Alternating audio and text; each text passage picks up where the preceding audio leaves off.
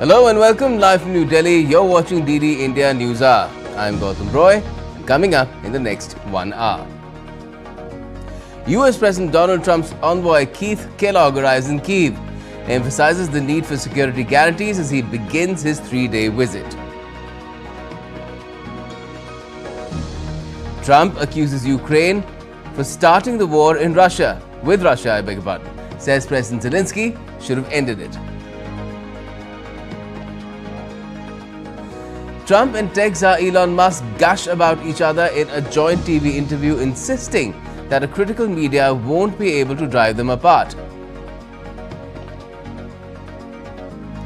The Hamas says it will hand over remains of 4 hostages on Thursday and 6 living hostages on Saturday.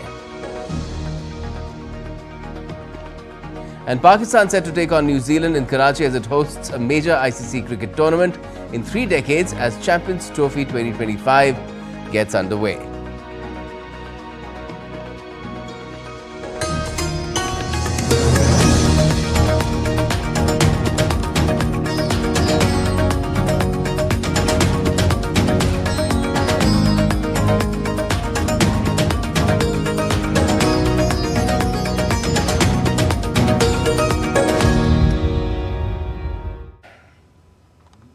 But first up, new diplomatic talks between the US and Russia are moving fast to discuss a potential path to end the conflict in Ukraine.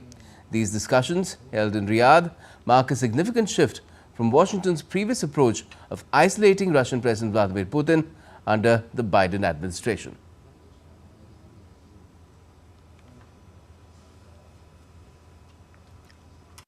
More talks with Moscow on ending the conflict in Ukraine. Ukraine, livid at being excluded from the talks that will decide its future, has been vocal in rejecting any peace negotiations that occur without its direct involvement. President Zelensky has now postponed a planned visit to Saudi Arabia on Wednesday to next month to avoid giving legitimacy to the talks. Trump has, however, dismissed Ukraine's objections and concerns about being left out of the talks. Trump, in fact, blamed it on Kiev that the conflict has stretched so long. And I'm very disappointed. I hear that, they're upset about not having a seat. Well, they've had a seat for 3 years and a long time before that. This could have been settled very easily. Just a half-baked negotiator could have settled this years ago without the loss of much land, very little land, without the loss of any lives, and without the loss of cities that are just laying on their side.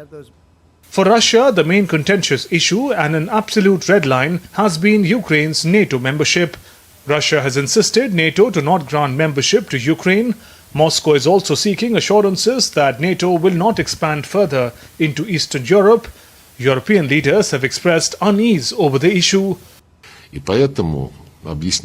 As we explained today, the appearance of troops of armed forces from the aforementioned NATO countries, but under a foreign flag, under the flag of the European Union or under national flags, does not change anything in this regard. This, of course, is unacceptable to us.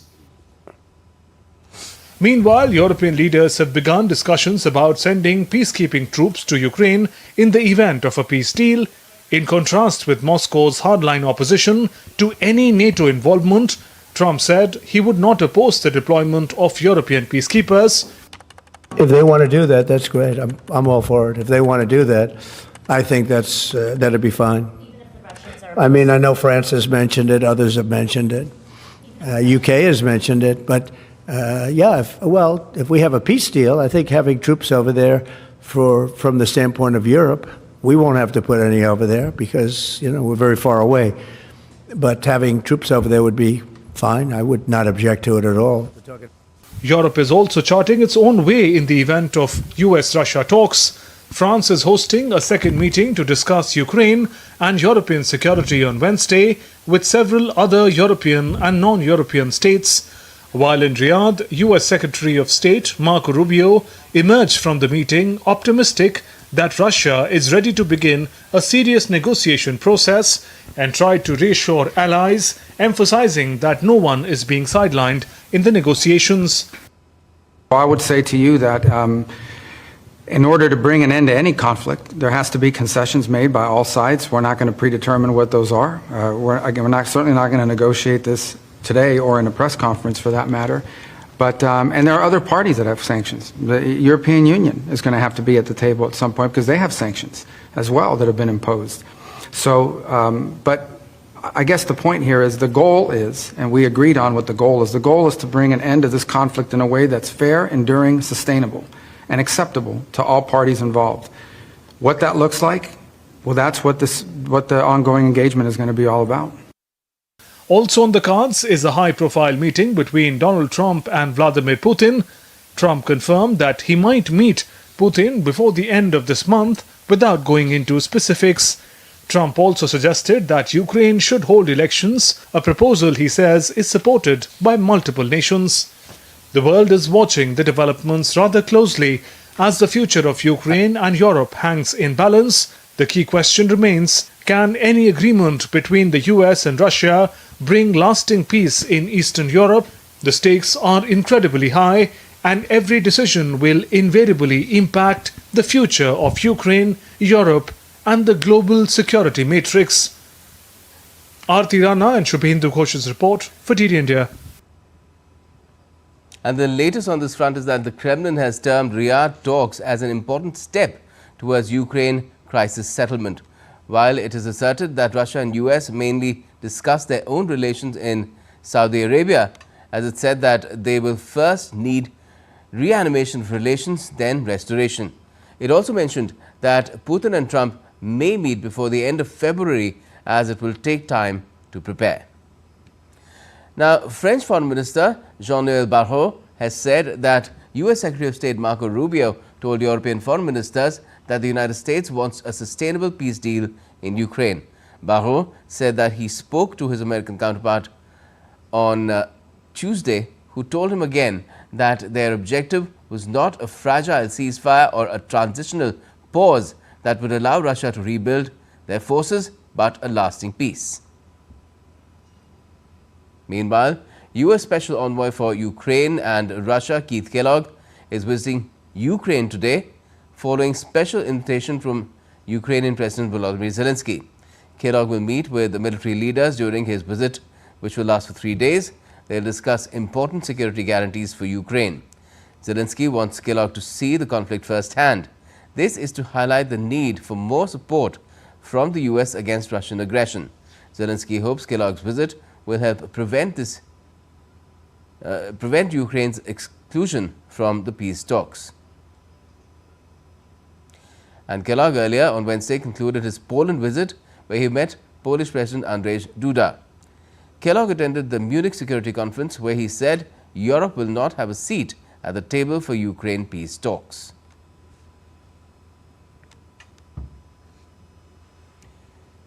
Meanwhile, US President Donald Trump and billionaire Elon Musk expressed gushing admiration for each other in an interview in which each accused a critical media of trying to drive them apart.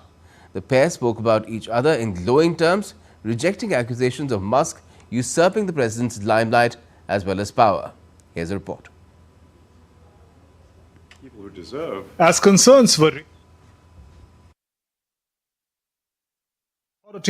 and giving Elon Musk an unbridled swing at power corridors, both the men sat down to clear the air.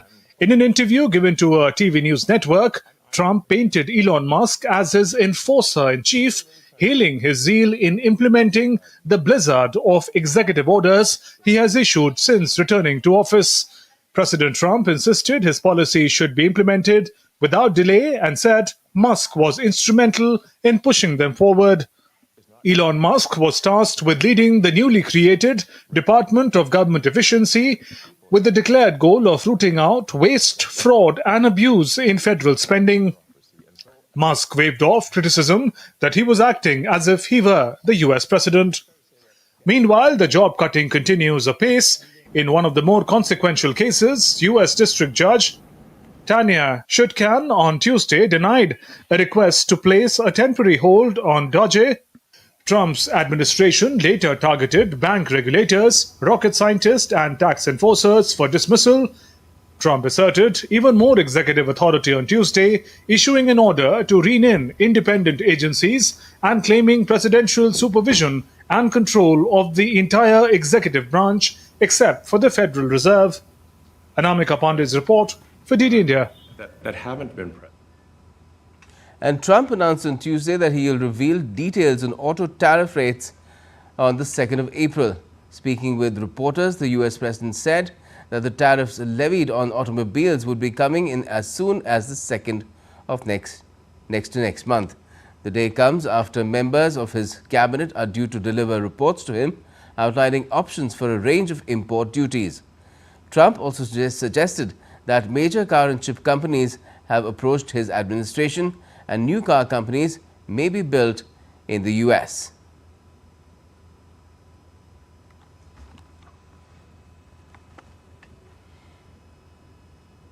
Now, this is going to be a bit of a look back. Donald Trump was sworn in as US President on the 20th of January, ushering in a 4-year term with promises to push the limits of executive power. From the threat of tariffs to the Rivera of the Middle East. We tell you all about what he's done in a month in our next report. Donald John Trump. Donald Trump was sworn in as the US President on January 20th. On the same day, he pardoned 1,500 people who attacked the US Capitol 4 years ago.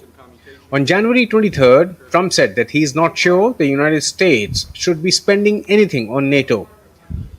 In the same month, on January 29th, Trump ordered preparation of a facility at Guantanamo Bay for 30,000 migrants.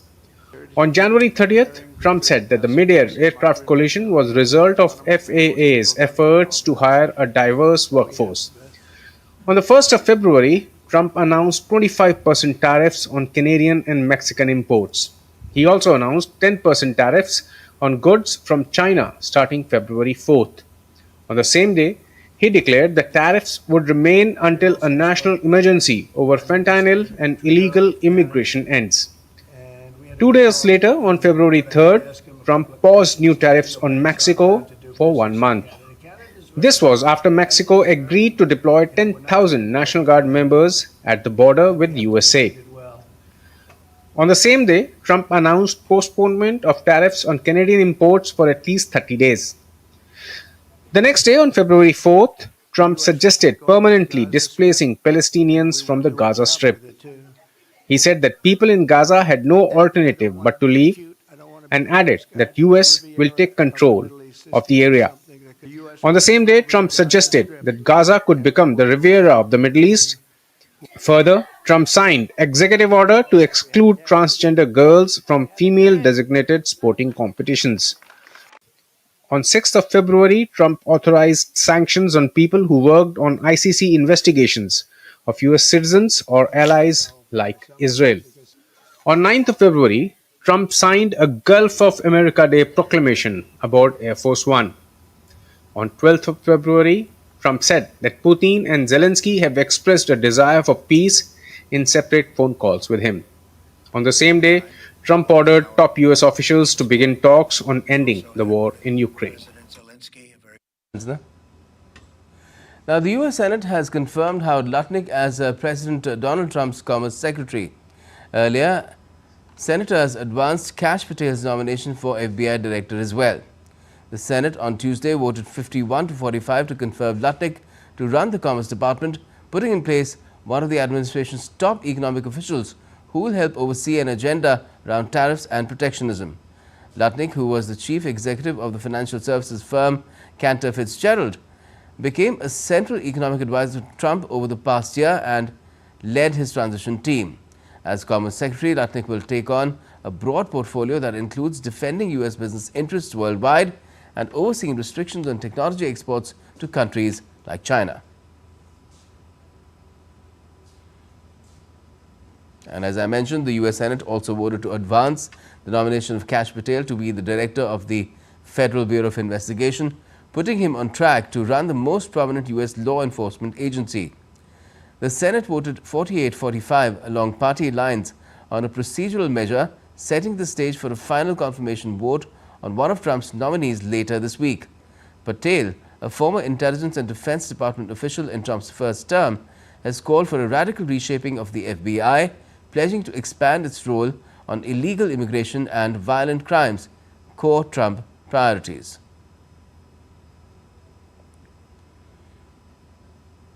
And still to come on DD India News Hour.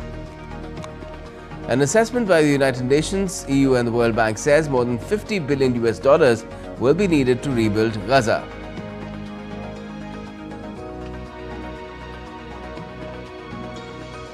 South Korea's Constitutional Court is set to hold the first formal hearing of Prime Minister Han Duck-soo's impeachment trial.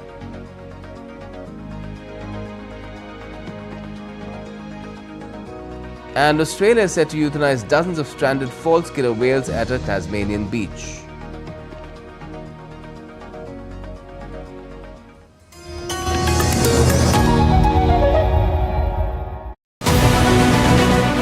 This week on Defence Dynamics, India navigates high-stakes global defence deals. Modi's France visit unlocks strategic technology, so what is it for India's fighter jets? Trump offers F-35 stealth fighters. Are they the game changer or geopolitical dilemma? The world leaders debate AI weapons. Can the regulations keep the lethal innovation in check? And India's Raksha Kavach, how it fortifies national security against modern threats. Catch it all this Wednesday at 8 p.m. IST only on DD India.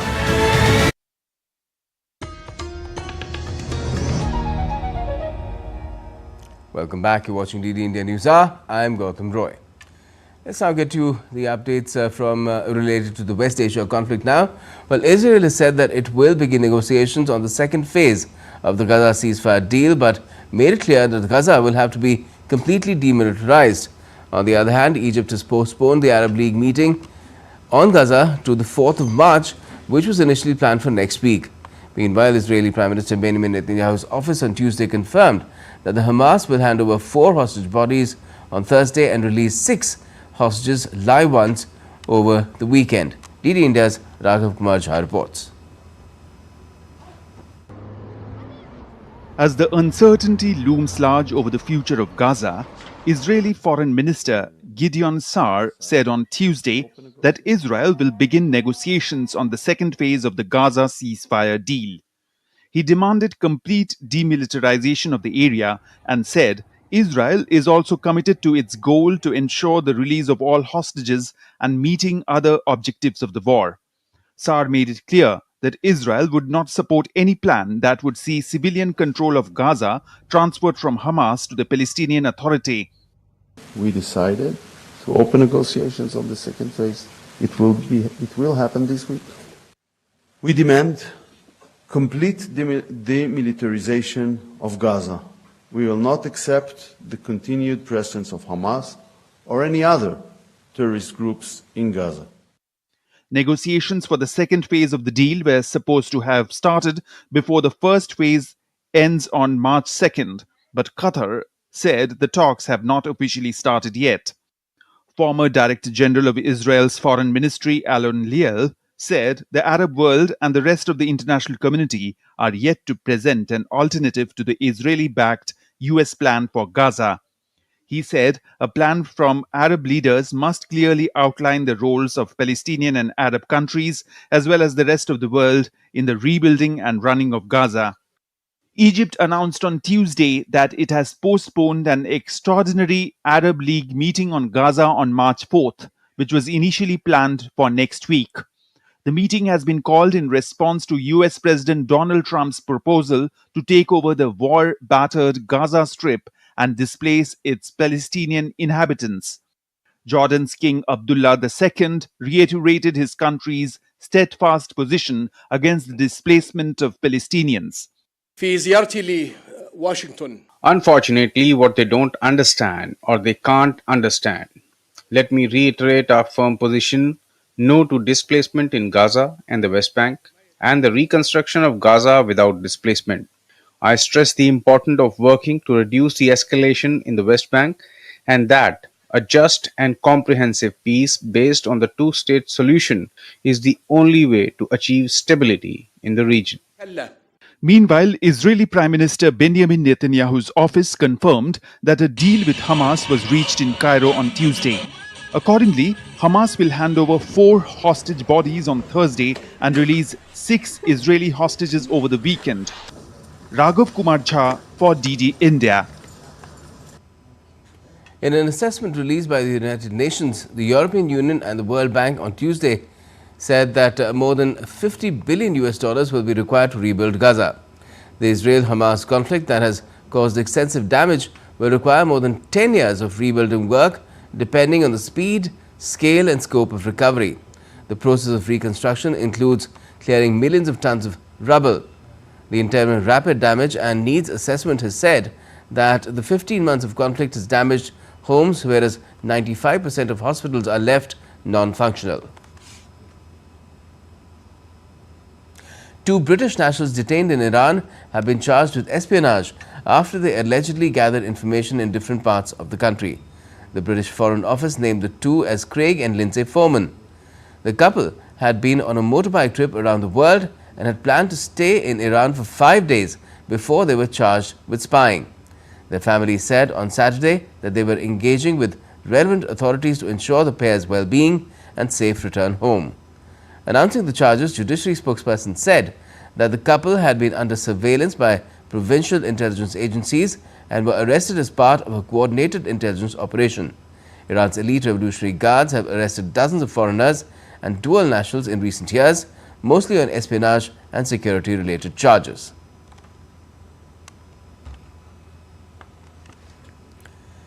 German voters will choose their next government on the 23rd of this month, with key issues such as immigration control and reviving the EU's largest economy taking centre stage in the snap election. Here's a report explaining more on the entire range of issues in Germany.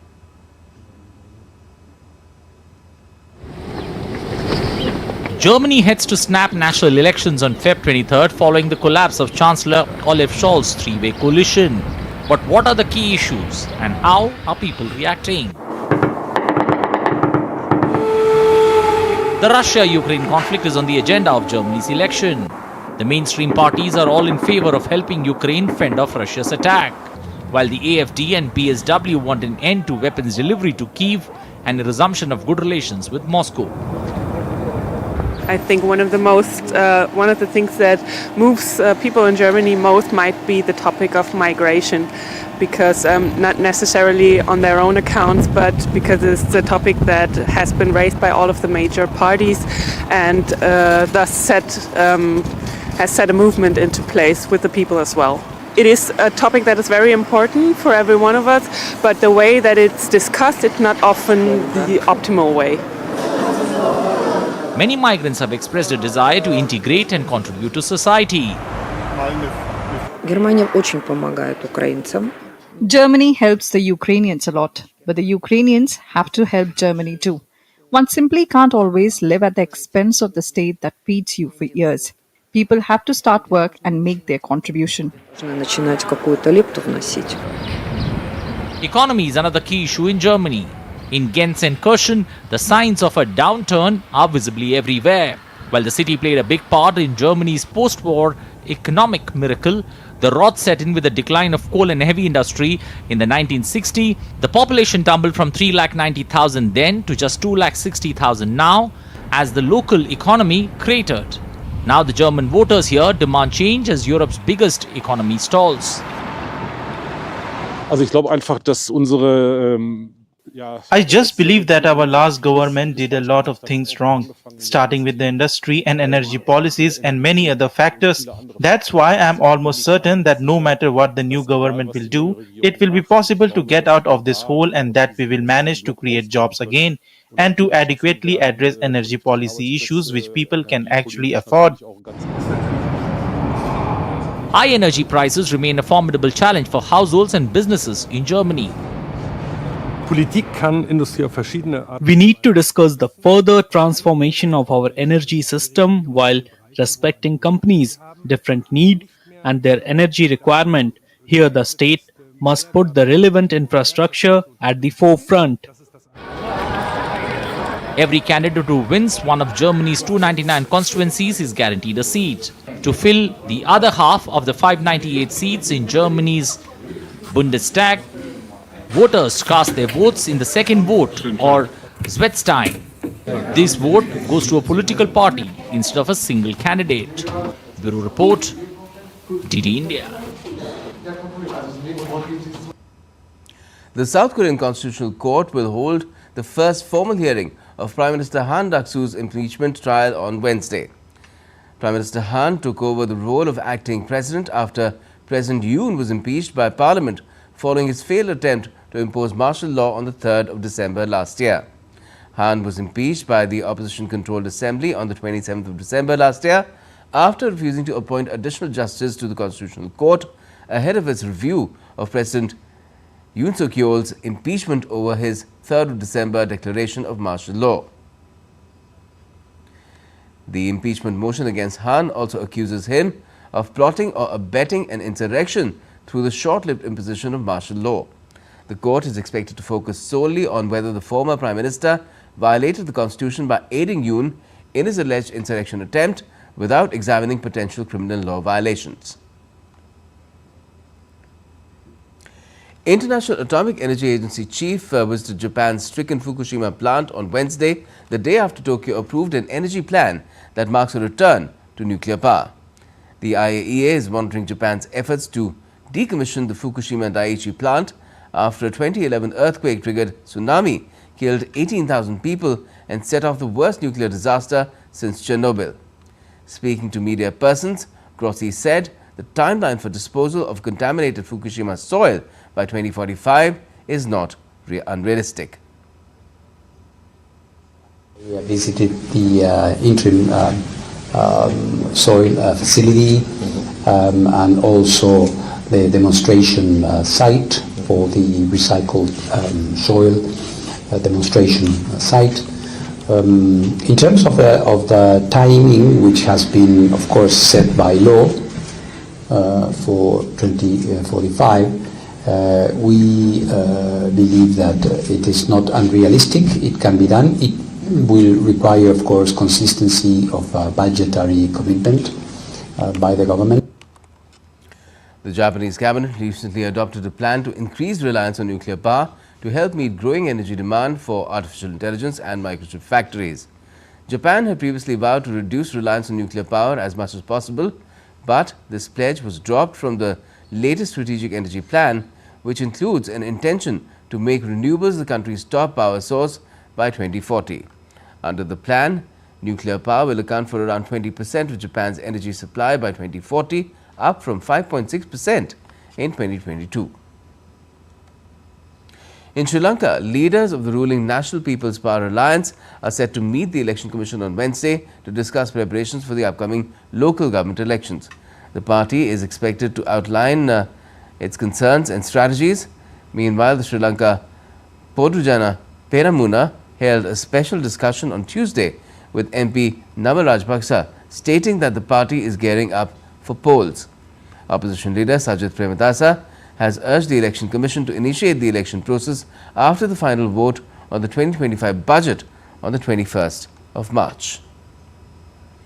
And earlier this week, the Parliament unanimously passed the Local Authorities Elections Special Provisions Bill, under which the Election Commission must now announce a nomination date within 3 months. The government and opposition collaborated on this amendment, which is expected to end delays in local council elections. Australia is set to euthanize dozens of stranded false killer whales at a Tasmanian beach.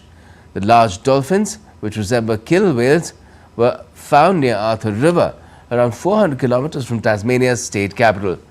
Rescue crews are working to save as many of the stranded dolphins as possible. Authorities are assessing the situation and coordinating efforts to return the mammals to deeper waters.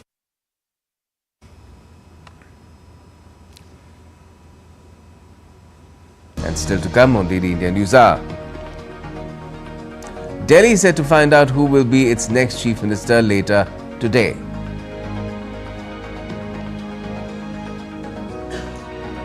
India's External Affairs Minister Dr. S. Jaishankar is set to leave on Thursday for G20 foreign ministers meeting in South Africa. And a young man skates over 5,000 kilometers to the Prayagraj Mahakumbh to raise awareness about cow protection.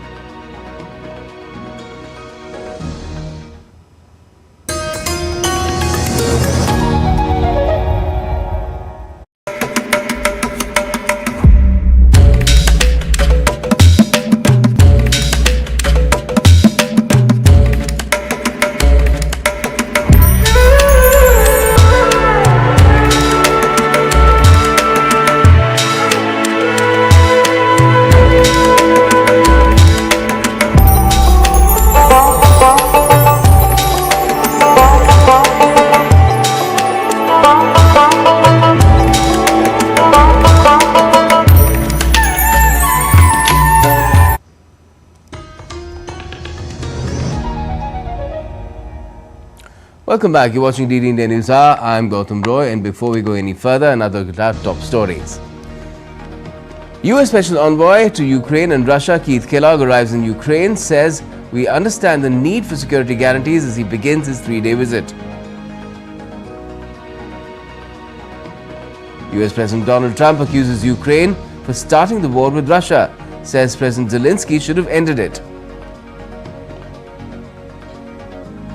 Trump and tech czar Elon Musk gush about each other in a joint TV interview, insisting that a critical media won't be able to drive them apart.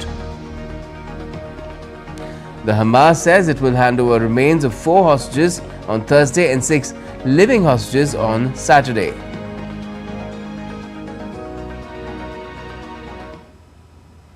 Well, India's ruling Bharatiya Janata Party is all set to announce the name of Delhi's Chief Minister after a meeting to be held on Wednesday evening in the party's headquarters. The meet will be attended by top party officials. Preparations are underway for the oath-taking of the CM that will be held on Thursday in a grand ceremony at the Ramlila ground in Delhi. Prime Minister Modi and Home Minister Amit Shah, along with other prominent leaders, will be attending the ceremony. And security has been beefed up at the ceremony site for deployment of more than 5,000 police personnel. Other security arrangements are also being put in place, including paramilitary forces, emergency response teams, snipers, quick reaction teams and SWAT commandos. With VVIPs and other dignitaries scheduled to be part of the event, multiple layers of security barricades have been put up. The BJP returns to power in Delhi after 27 years. It defeated the Aam Aadmi Party in the February 5th election by securing 48 of the 70 assembly seats in Delhi.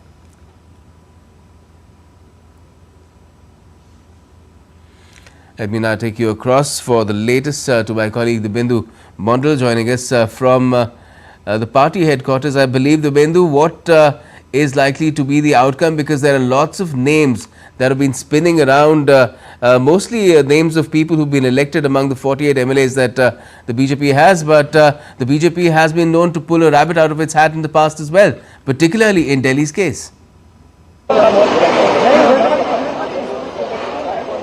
Well, Gautam, that's absolutely right. It is. Firstly, I'm standing outside the Delhi BJP headquarters in the national capital, and if you can see behind me, preparations are in full swing. The party office is decorated with Delhi mein fir se Bhajpa Sarkar. So Delhi is getting the BJP government. You well could show it to us as well. Ask your camera person to pan around. Of course.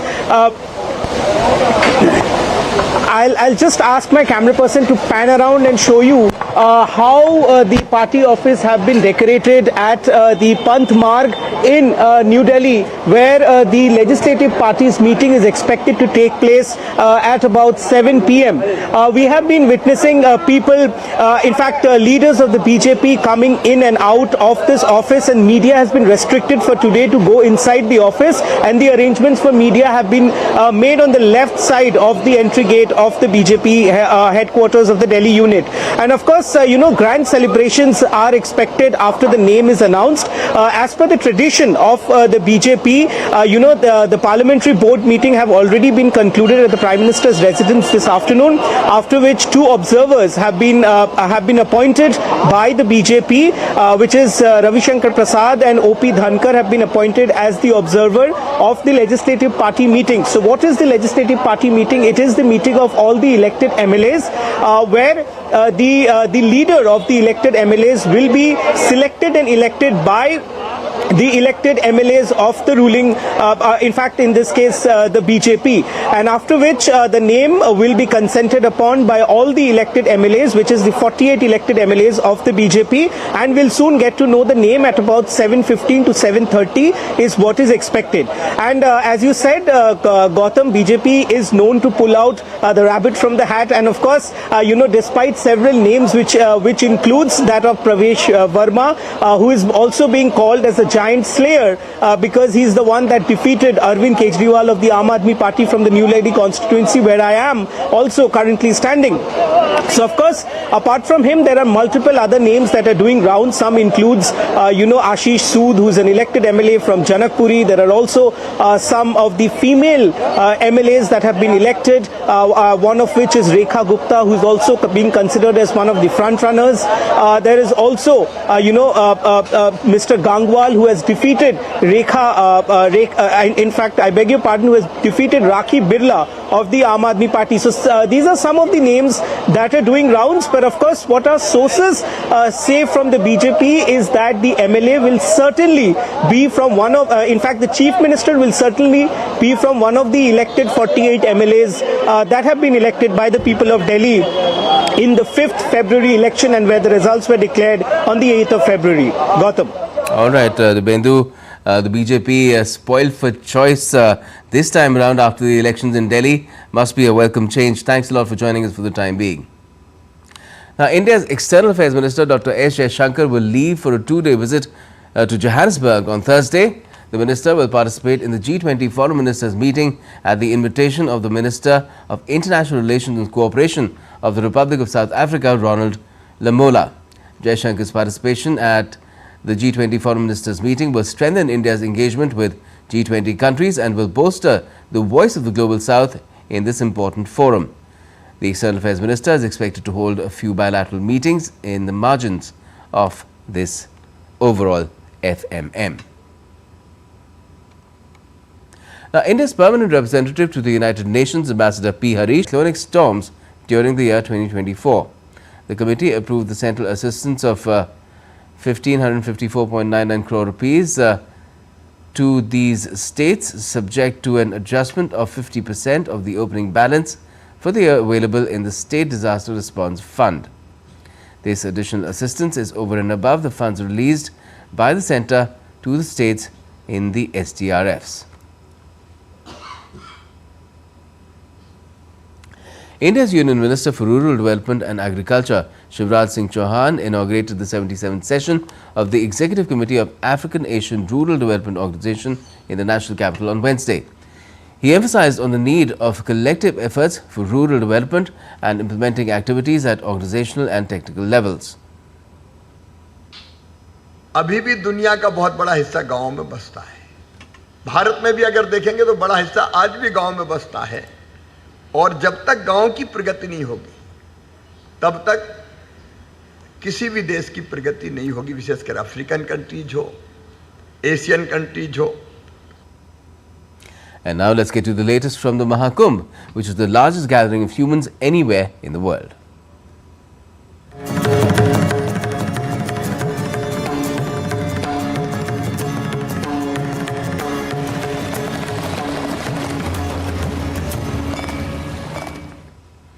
Now, the Mahakumbh 2025 in Uttar Pradesh's Prayagraj continues to draw a large number of devotees to the sacred Triveni Sangam, seeking spiritual purification and blessings. As the Mela proceeds, over 4.902 million devotees have taken the holy dip at the conference as of 10 in the morning.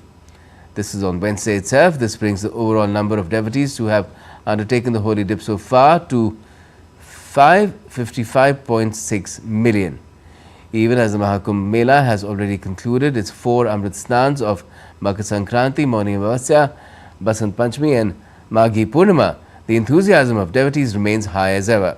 The Mahakumbh Mela will conclude on the 26th of this month with its last Amrit Snan of Mahashivratri.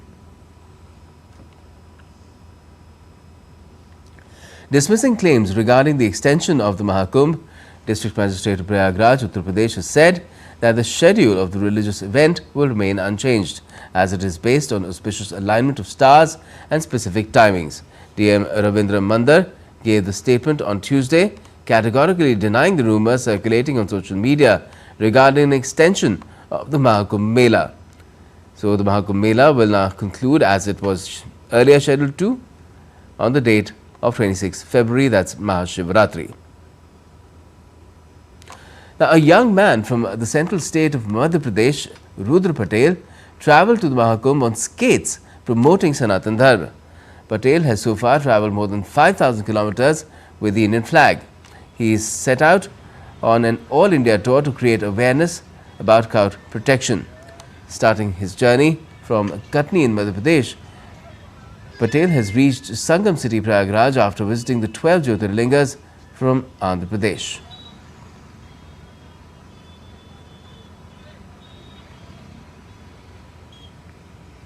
Now, the fourth group of Kashi Tamil Sangamam 3.0 reached Varanasi on Tuesday evening, marking another milestone in the cultural exchange program between Kashi and Tamil Nadu. Expressing their excitement, the delegates emphasized that this year's event is even more special as they'll get to witness the historic Mahakumbh being held after 144 years. The delegation will also visit Banaras Hindu University, Ayodhya's Ram Temple and the ongoing Mahakumbh Mela in Prayagraj. On the occasion, District Magistrate S. Rajalingam was also present to welcome the delegates.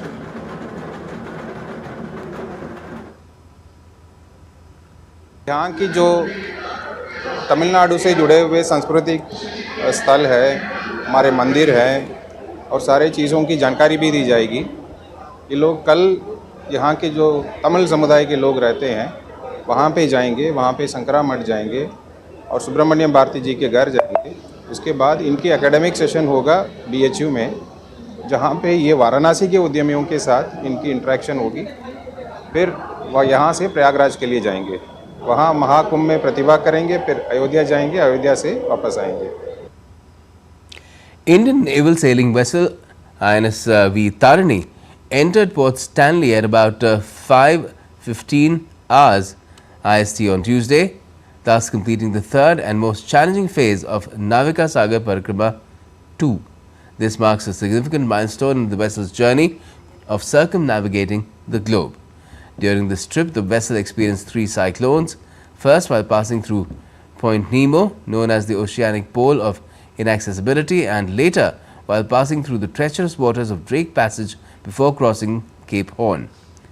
The initiative underscored the Indian Navy's commitment to gender empowerment and maritime excellence. Following its stop at Port Stanley, INS V Tarini will continue its expedition sailing through Cape Town before returning to India.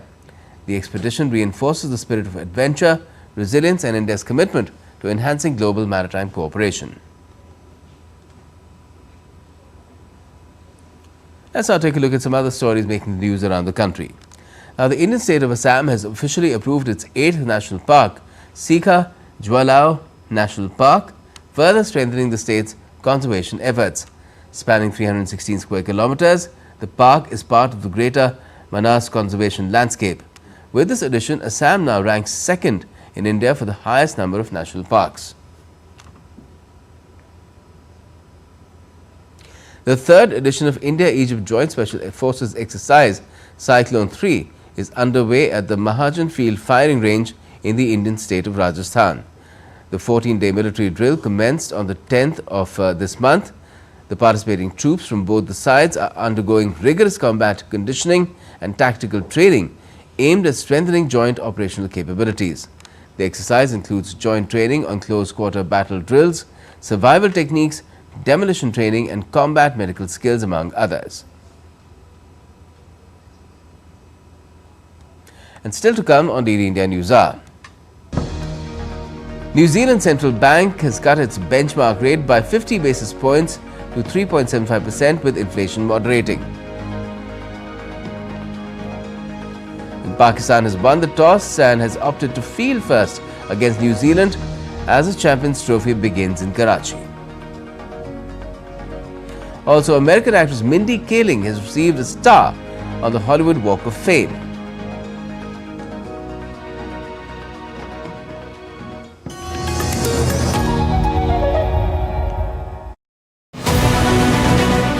This week on Defense Dynamics, India navigates high-stakes global defense deals. Modi's France visit unlocks strategic technology, so what is it for India's fighter jets? Trump offers F-35 stealth fighters, are they the game changer or geopolitical dilemma?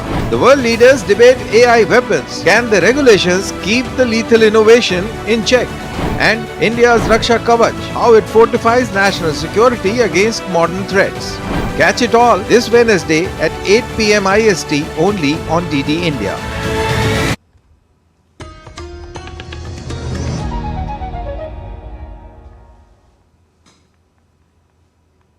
Welcome back. You're watching DD India News Hour. I'm Gautam Roy. Now, in business reports, New Zealand Central Bank has cut its benchmark rate by 50 basis points, that's 0.5%, to 3.75% on Wednesday, and flagged further reductions in borrowing costs amid moderating inflation. The Reserve Bank of New Zealand Governor Adrian Orr said the board is forecasting a lower terminal rate than in its November projections and expects 2 more 25 basis point rate cuts in April and May. The rate track pushed it broadly in line with market pricing and reinforced the Reserve Bank's dovish stance, in contrast with a more cautious approach in Australia and the US, denting the New Zealand dollar and sparking a rally in 90-day bank bill futures. British inflation sped up to an annual rate of 3% in January from 2.5% in December. The central bank expects consumer price inflation to peak at 3.7% in the third quarter of this year, almost double its 2% target, driven mostly by higher energy costs and regulated tariffs for household utility bills and bus fares.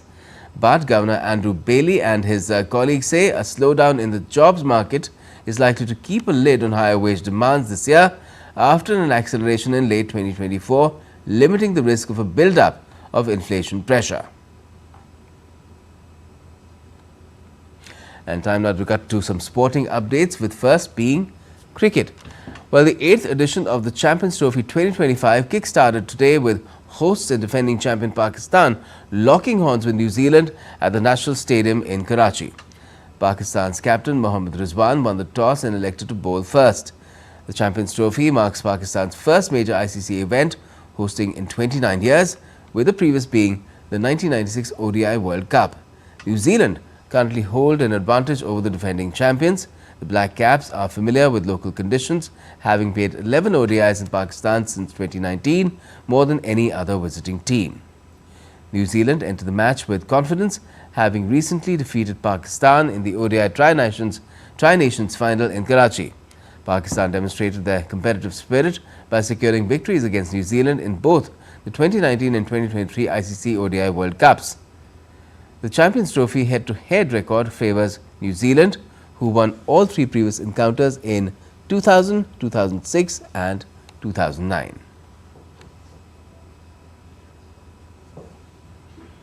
Let me now take you across to my colleague Abhishek Mahajan for more on this. Abhishek, pretty evenly played out and ramped up this particular edition of Champions Trophy with, of course, Group A having Pakistan and India coming up also pretty soon on Saturday.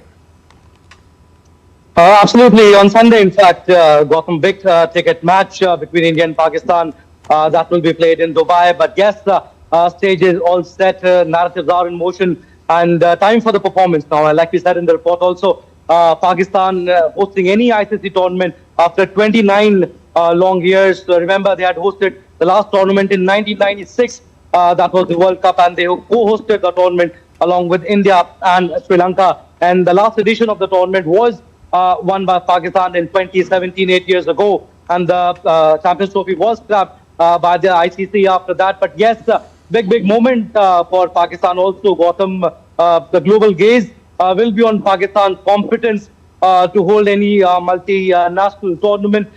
Remember, these two stadiums, National Stadium of Karachi and Gaddafi Stadium in Lahore, they both of them have been renovated, and there were questions raised whether they'll be able to host the tournaments or not. But yes, let bygones be bygones. They are hosting the tournament now, and the match has already started between Pakistan and New Zealand. New Zealand batting first, and they have started off well. But yes, Pakistan will be banking on Naseem Shah, Shaheen Shah Afridi and Haris Rauf in the bowling department. They have gone back to their pace trio, and also in the batting department, though a lot will depend on Babar Azam, but he doesn't look in that good of form. Mohammad Rizwan has been captaining the side, so these 5 players are very crucial for Pakistan. And also you cannot write off New Zealand in any ICC tournament. And if you talk about the Karachi National Stadium also, Gautam, last 6 games have been played between Pakistan and New Zealand, and know these conditions well. And yes, New Zealand team Mitchell Santner has been captaining the New Zealand side. They also have Kane Williamson, Tom. Devon Conway has come back into form. And yes, if you talk about the Tri-Series also, that included South Africa also along with Pakistan and New Zealand. New Zealand had defeated Pakistan twice, once in the league game and also in the final. So a pressure game for the Pakistan because, like we say, sports is all about momentum. So this will set the tone. Whoever wins the first match, that will set the tone for the rest of the games. And this group is also gotten very interesting. I mean, India is there, Pakistan, New Zealand and Bangladesh. So first game will set the tone, and yes, big game for India also tomorrow against Bangladesh. Yes, certainly, Abhishek. And as you said, New Zealand have got off to a fairly decent start. No wickets lost and 24 and 4.2 overs. Let's see how things pan out. Pakistan must be under pressure as their defending champions, although they deny it. Thanks a lot for joining us for the moment. Now, Harmanpreet Kaur led Mumbai Indians secured a 5-wicket win over Gujarat Giants at the Kotambi International Stadium in Vadodara on Tuesday. Natskiva Brunt's all-round performance ensured that MI chased down the 121-run target with 23 balls to spare. The English all-rounder picked 2 wickets for 27 runs and brought up a second consecutive half-century to wrap up MI's dominant performance. Meanwhile, the Vadodara leg of the WPL concludes with Delhi Capitals facing UP Warriors on Wednesday. The Capitals narrowly beat Mumbai Indians in their opener but were then handed a defeat by defending champions RCB. UP Warriors are also looking to bounce back after a 6-wicket defeat to Gujarat Giants in their opening match. And writer, actor, producer and comedian of Indian descent Mindy Kaling received the 2800th star on the Hollywood Walk of Fame. The actor expressed immense joy on receiving the star. Kaling was also nominated in the writing category at the Emmys for her writing and acting in NBC's The Office.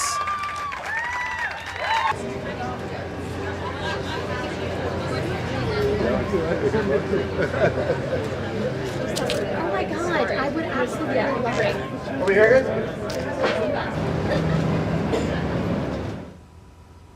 So, a star for a star. And that's it for now for this edition of DD India News Hour. But let us know your thoughts on the news of the day. And for those on the go, you can get all the latest news and updates from India and across the world on DD India's mobile app. It's available on both Android and iOS. You can scan the QR code on the screen and download the app right away. And we'll be back with more as it breaks here on DD India. I'm Gautam Roy, and from all of us here in Delhi, thanks for watching DD India News Hour.